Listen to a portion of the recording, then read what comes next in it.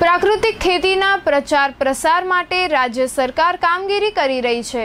વધુમાં વધુ ખેડૂતો પ્રાકૃતિક ખેતી તરફ વળે તે માટે સરકારશ્રી દ્વારા 5 ગામના ક્લસ્ટર બનાવીને સઘન તાલીમ આપવાની કામગીરી શરૂ કરવામાં આવી છે।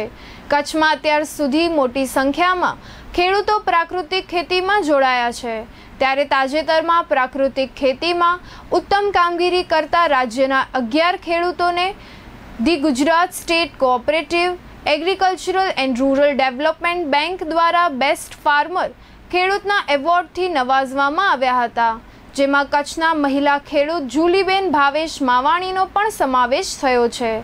રાજ્યપાલ શ્રી આચાર્ય દેવવ્રતના હસ્તે અમદાવાદ ખાતે 2 દિવસ પૂર્વે તેમનું ખાસ એવોર્ડ સાથે ખાસ સન્માન કરવામાં આવ્યું હતું। રાજ્યપાલ શ્રી આચાર્ય દેવવ્રત તથા વિધાનસભાના અધ્યક્ષ શ્રી શંકરભાઈ ચૌધરીની વિશેષ ઉપસ્થિતિમાં યોજાયેલા કાર્યક્રમમાં પ્રાકૃતિક ખેતી ક્ષેત્રે વિશેષ તથા નોંધપાત્ર સફળતા મેળવનાર 11 ખેડૂતોને બેસ્ટ ફાર્મર એવોર્ડથી નવાજવામાં આવ્યા હતા, જેમાં માંડવી તાલુકાના વરઝડીના જુલીબેન માવાણીને પ્રાકૃતિક રીતે બાગાયતી પાકો જેવા કે આંબા, જામફળ તેમજ હળદર, ચણા, તુવેર, સરગવાની ખેતી કરી તેનું મૂલ્યવર્ધન કરીને વેચાણ કરવા માટે એવોર્ડ એનાયત કરવામાં આવ્યો હતો।